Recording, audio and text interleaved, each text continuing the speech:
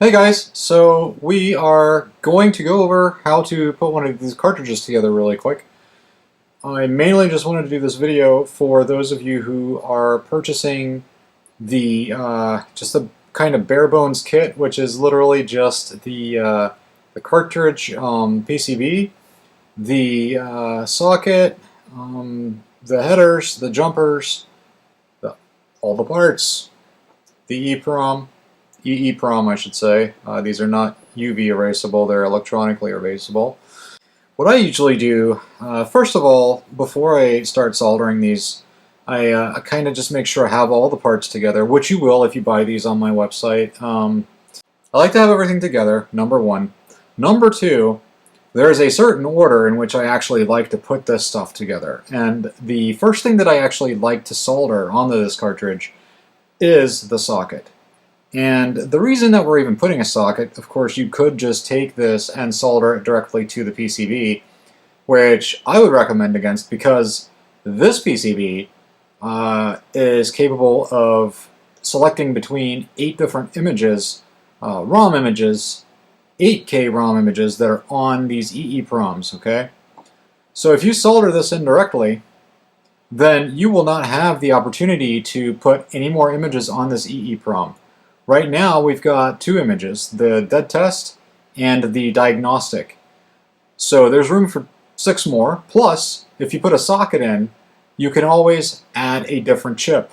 Like if you've got another EEPROM that you want to put 8K images on, that you want to just kind of switch out with this, maybe you've got like 8 different games that you want to add to this, then you can just, select which one you want to do with the jumpers. So it's wise to always put sockets. I have gotten into the habit of doing that when I replace ICs on boards. So the way I like to do this is I put the chip or the socket in, okay, and what I do is I take the first pin, which is actually not the first pin, and I bend it, and then I do the same thing on the opposite corner. And I don't know if you guys can see this, but this is what I do. So now, if I do this, the chip stays in place for the most part. It's still kind of wobbly, but for the most part, it looks the way I want it to. So now we can just kind of lay this down. And what we'll do is I'm going to go ahead and solder that corner over here. That's the other thing you'll need. You'll need some solder, is what this is. I like to use 6040, and I don't know if you guys can make that out. It's kind of blurry. And this is rosin core solder, so it's hollow in the middle and it has some flux. So that's kind of help with the soldering process. So what we'll do is we'll just put a little bit of solder on the tip of the iron. This is not a soldering lesson by any means. This is just kind of basic soldering stuff. Just kind of gets it going, right? So we've got that corner done. So now if we look, just kind of inspect the board, this all looks good. The socket is straight. I mean, it really doesn't matter if the socket's straight, but you want to be neat with your work. You don't want it to look like crap. There is a certain art form to these, and it all starts with the actual layout of the PCB. All right, come on.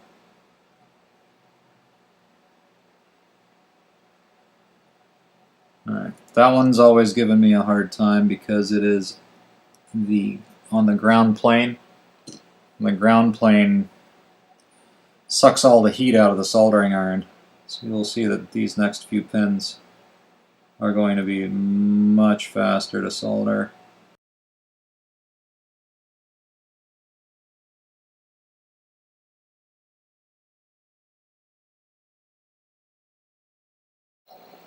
Some of you are just not actually aware of how these things go. But you're going to want to make sure that see if I bring this up a little closer, I don't know if you can make it out, but if you look at the plastic, there's a little divot. And if you look at the silk screen on the PCB, there's a divot. I want to match these up, meaning that you don't want to install the socket in such a way that the divot is on the opposite side of the silk screen divot, because it'll make it really confusing when you're going to later install the EEPROM, because at that point, this indicates where pin 1 is, and pin 1 is always to the left of the divot, right? So if this is pin 1 and your divot's over here, then someone's going to be like, all right, well, this is how it goes. Even though it's upside down, you follow the rule of the divot. So what I like to do next with the cartridge is I like to go ahead and get the pin headers out of the way, because they are such a pain in the ass to actually get in here. So I'm going to go ahead and cut these, and what we'll need is four 3-pin headers. So we've got this one, this one, this one, this one. They each take 3 pins. And then we've got these 2 that each take 2 pins. Alright, so we're going to go ahead and use our cutters to just... And honestly, you could do that without these. 3 are easy to kind of break off, I think. Actually, no, these are different. They're like square, almost. Usually they have like a kind of a rounded octagonal shape or hexagonal shape. These are actually square, which is odd. And now we'll do some 2-pin.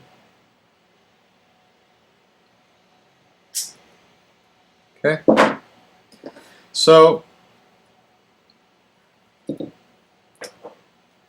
what I'm going to do now is I have this flux pen that I've been using for years. This is a MG Chemicals, I think, made by MG Chemicals. No, it's made by Kester. Yep. And it's actually water soluble, which is cool, which means it's going to be a little easier to clean up than other like flux pastes and things like that. So I like to kind of coat it on here pretty thick. I got a pretty foolproof way of cleaning these PCBs of all kinds of flux residue after I'm done soldering. So I like to kind of lay the flux on kind of heavy, just to make things easier. These pins are a pain in the butt to actually solder on real well. So what we'll do is you take the pins, put them in like that, and then what I do is I take the soldering iron and take my solder, and I kind of try to lay it on the board because unfortunately I only have 2 hands. So, and at that point I'm going to just heat the solder in like that, okay? And there we go. We got that soldered in, and as you can tell, it is super crooked. So now before we solder any of the others, we're going to just go ahead and heat that back up and make it straight.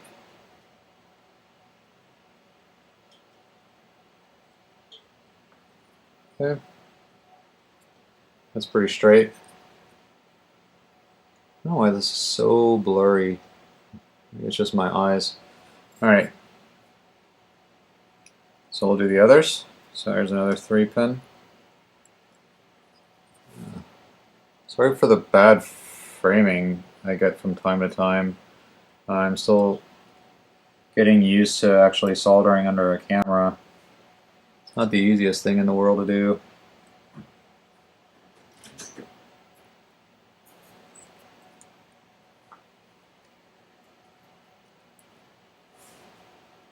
So let's try that.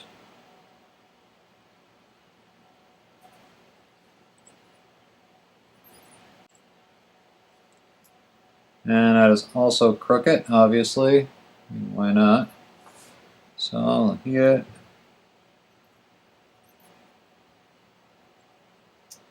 And you'll want to be careful with your fingers when you do this, obviously, because as you're heating up these pins to solder them, you'll want to make sure you're not actually touching the one that you're heating up.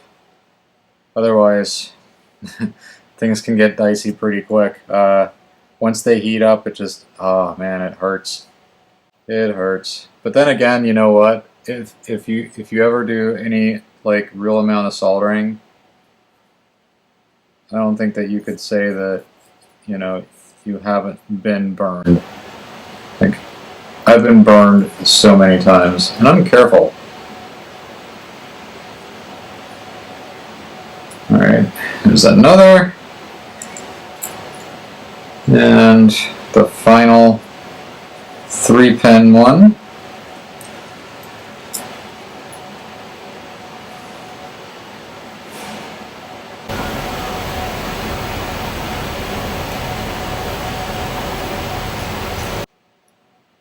Oh.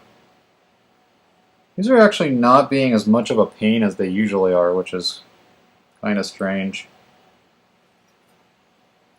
But welcome. Very, very welcome. Alright. This one next.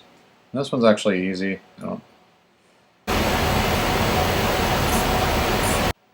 There. At some point, I'm going to go through and lay this board out again a little differently. For some reason, and I guess I just wasn't paying attention, the pads that... See, these pads here for these pins are round and smaller, so they're a little more difficult to solder to. Yeah, you really have to kind of hold the soldering iron up really close to the pin to get it to heat. Alright, so we've got the pin headers all there. They're all straight. So now what I do is I go through and I solder all the rest of the points. And then once the rest of those points are soldered, I'll go through and just kind of touch up, reflow the pins that I soldered to begin with. So let's go ahead and do that.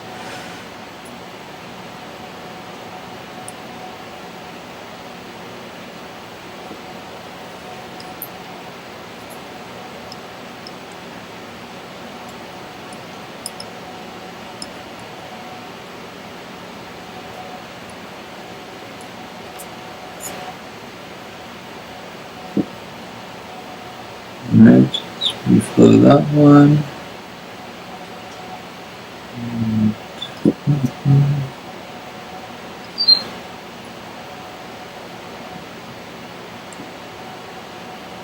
Here we go out of frame again.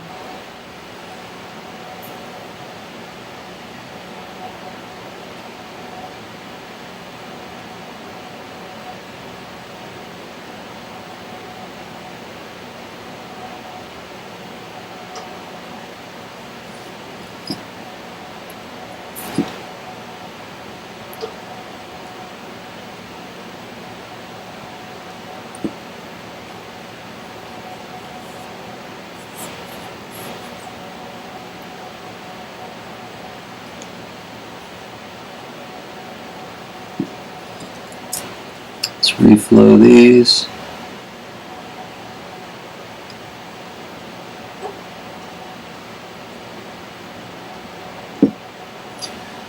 Another thing is this is also not my like daily use soldering iron that I have on my actual workbench. So this is not my actual workbench. This is where I just kind of set up to do these videos.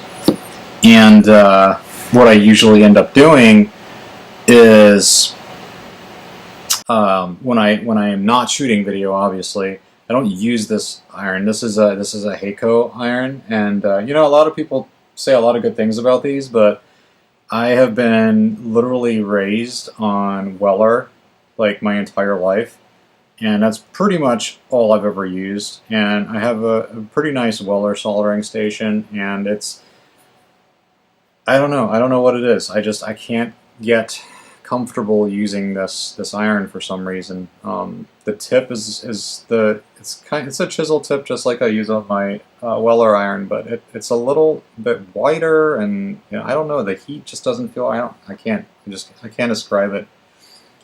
So what do we have left?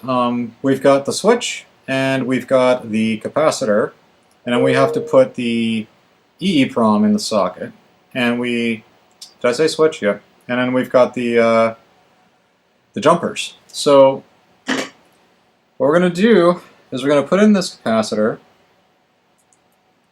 and we're going to leave off the switch for a second, and the reason is because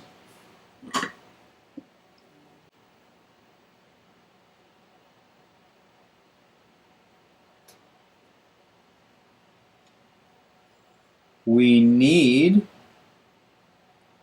to clean this board of all the flux residue so that it's not ugly.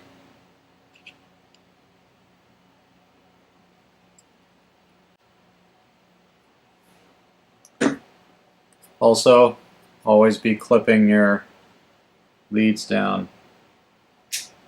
Don't want to have unnecessarily long leads to cause shorts. Potential for shorts always sucks.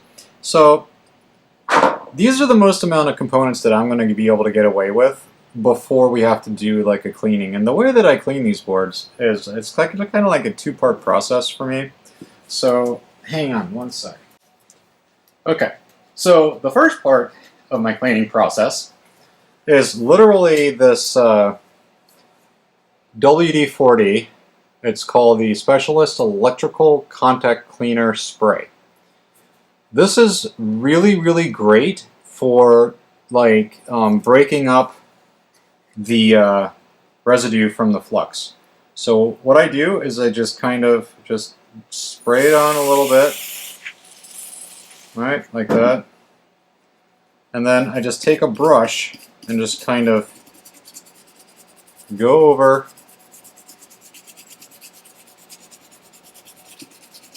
all the pieces where I soldered. Get all that residue. Okay. So what we're left with is pretty much, for the most part, a clean board, but I've got all this, like, I don't know what to call it.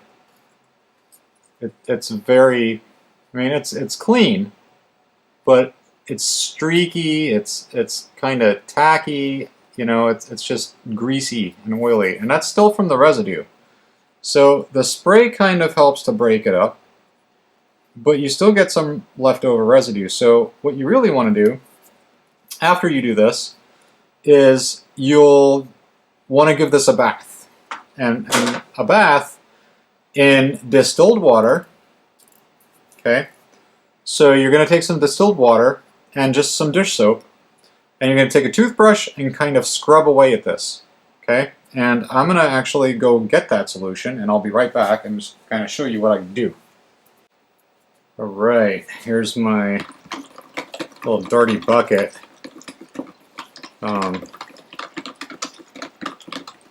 So this is just kind of a little bit of soap. There's no real, like, I don't know, measurement of what the mixture is, but basically I just kind of put the board in, and then I take the brush and I just kind of scrub it a little bit. You don't want to scrub it too hard. You're just kind of trying to wash away all of the rest of the remaining residue from the flux.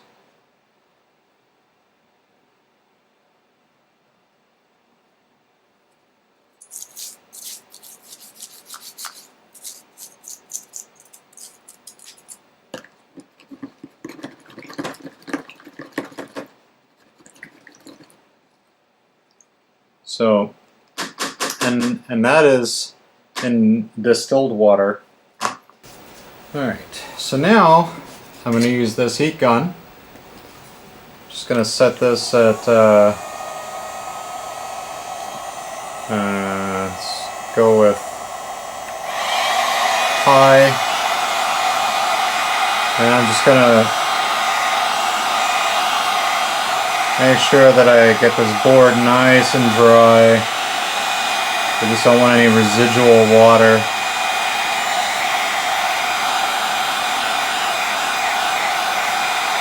Oof, that's hot.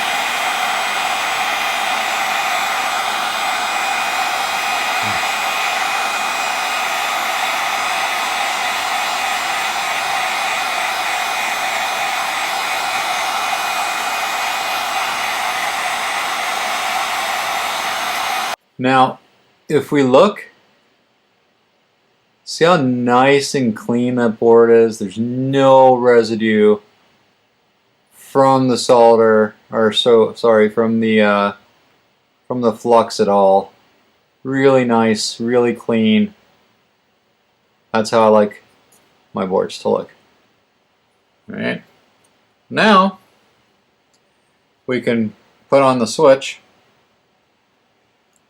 and the soldering from that part of it shouldn't actually make that big of a mess. So hopefully we shouldn't have too much to clean after. I'm just bending these pins a little. Alright, so I'm going to put that here. Break out the soldering iron once more. This be the last thing we solder on this cartridge.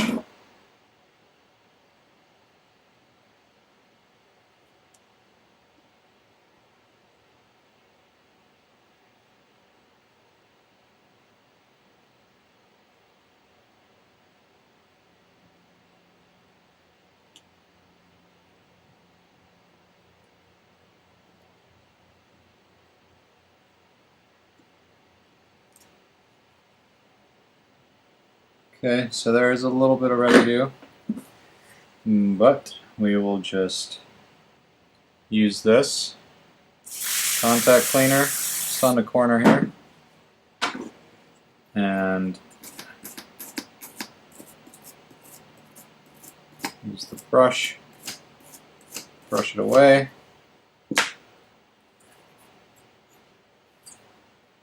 So you might be asking why I didn't add the switch. Like, why did I wait to add the switch? Why didn't I make that as part of the bath? Well, you can do this with any component that is, basically water sealed. What I mean by that is, first of all, we've got the socket. There's obviously open parts to this, but they're all exposed and we can easily get the water out. And even like underneath the pin headers, we can spray and clean water out. So on something like this switch, which is watertight, this would open a hole for letting water in, and then water would sit on the inside of the switch, and there's no way to get it out easily. So the water would just sit there, and that would be that. So this looks pretty good. I'm happy with that. So let's go ahead and get this guy in here. And what you're going to need to do when you get a new one of these, all these pins are kind of, stretched. They're not stretched out, but they're kind of, I don't know what the terminology is, but they're kind of pushed outward. So what I like to do is I just kind of grab it on each end and just kind of push down. And as you can tell, the side that I've pushed in is now flat. And that's what we need to do to the other side.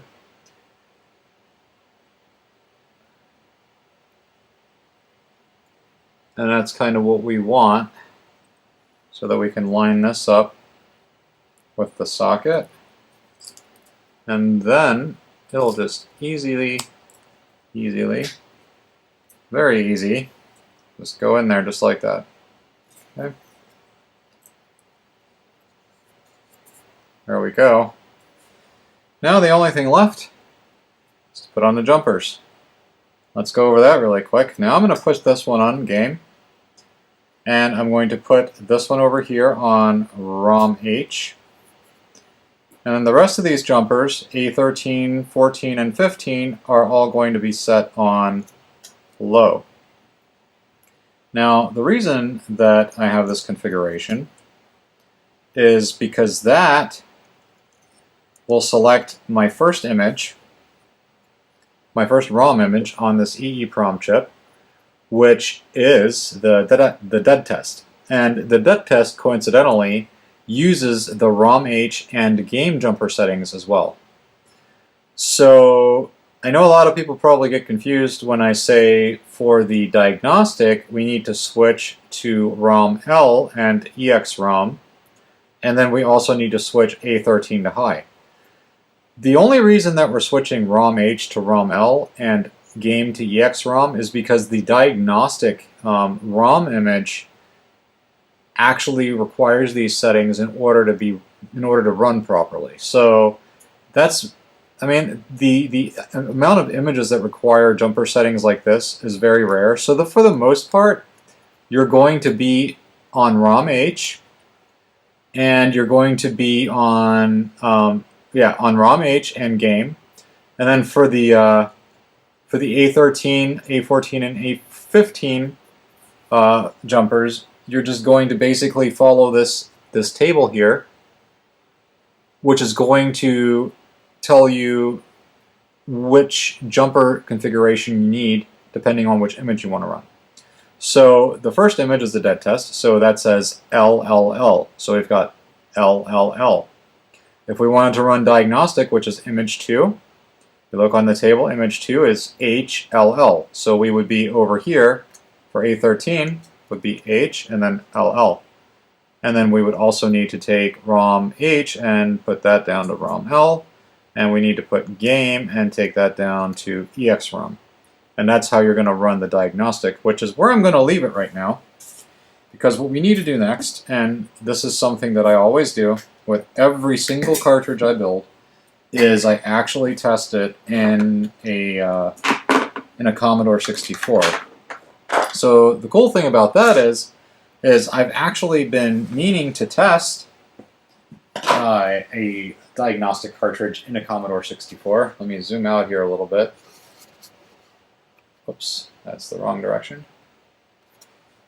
I've been meaning to test a cartridge in a Commodore 64 because this one that I'm putting up now, I don't know if I ever uploaded the video or not, or if I may still do it, but I purchased this on eBay with the specific intent on making an episode where I fix one of these.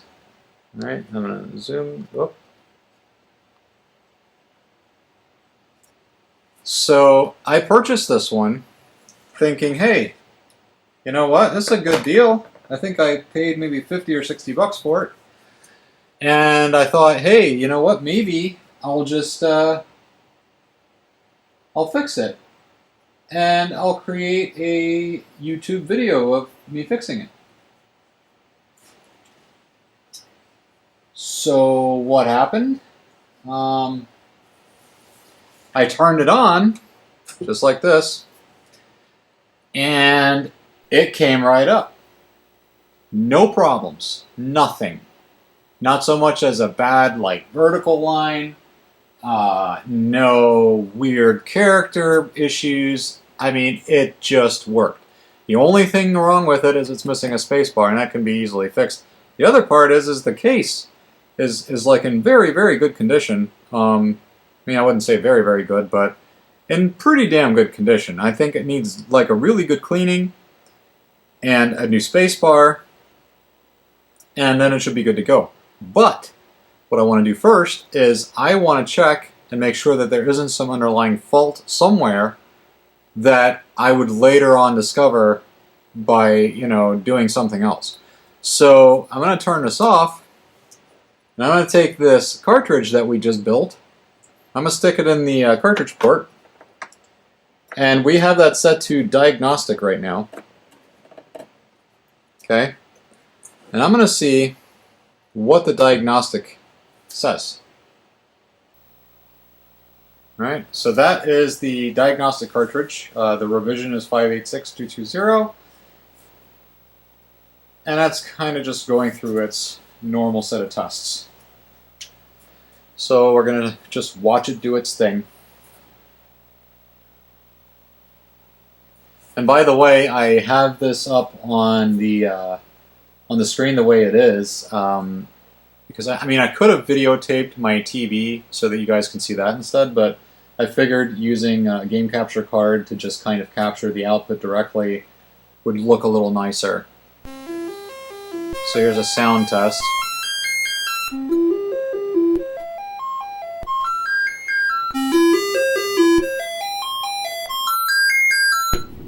Sounds like the SID chip's working.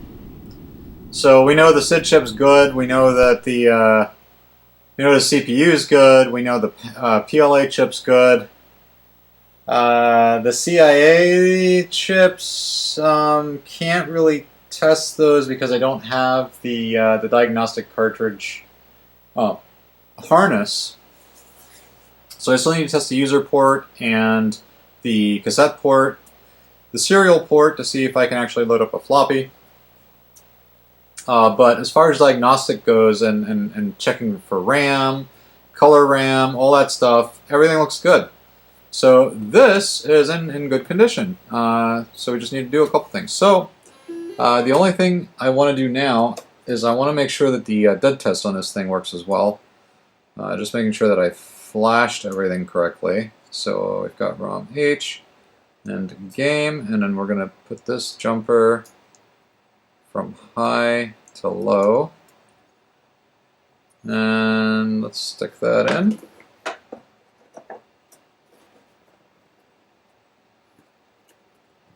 It's always tricky to do this without looking.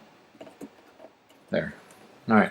So the thing with the dead test is that when you first turn on the Commodore 64 and set the dead test, screen's going to be black. It's going to be black for about a good 10 to 15 seconds before you get a Diagnostic screen up, like this one. And that's because what the computer does is it kind of checks the RAM first. And it does this so that it can tell you whether or not there's a RAM fault. So what you'll usually get if there is a RAM issue with one of the RAM chips is that you'll get some screen flashes. And the number of times that the screen flashes before it starts flashing again is relatable to a specific RAM chip, which you can look up in the dead test documentation. It actually tells you the flash codes for what RAM chip might be suspected to be bad.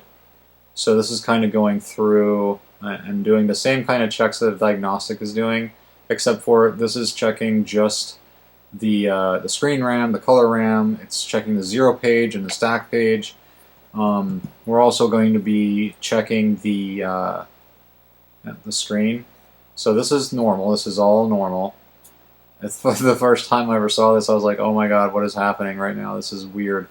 So right now it's just going to sit at a white screen for a second. When it comes back, it's going to do a sound test for the PLA, or sorry, for the SID chip. So let's give it a second.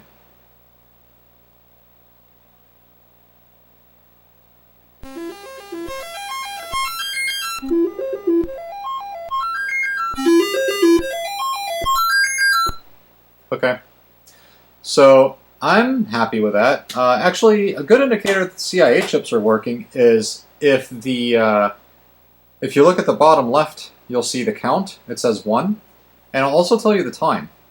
So the count is actually something that is given to you by the CIA chip. So if you don't have those in there, your count's going to be wrong, your time's going to be whack. So that kind of tells you that those are okay, somewhat, but we still need to check, like I said, the user port and things like that. So anyways, that's going to be it for this episode. I'm pretty sure it's long enough. hopefully I didn't put anybody to sleep, or if that was your intention, hopefully it worked. If you enjoyed this video, do me a favor and give me a thumbs up, and don't forget to like and share and comment down below. If you didn't like it, go ahead and give me a thumbs down. That's cool too. And I could always use another subscriber, so be sure and subscribe and click the bell for notifications for all new videos. I'm going to try to do, you know, these kinds of things more often. This is like a new thing for me that I'm trying out. I usually do coding videos. I'm a programmer, so I do a lot of tutorials on programming. I have another channel called The Weekly Coder where I put those videos up. So, and this is going to be like, because I have so many interests, and my love for hardware almost outweighs my love for probably outweighs my love for software. I just, you know, I am at the point in my life where I am now finally learning how to merge the two together, and it's awesome. The things that you can do with hardware if you understand software, and the things that you can do with software if you can understand hardware, it's just that they go together. One without the other is just it's not. I don't know. You gotta have both. So that's where I'm at.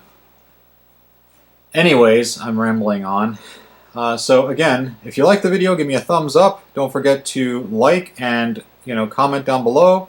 Share it with your friends and subscribe. Click the bell for notifications, and I'll see you guys on the next one.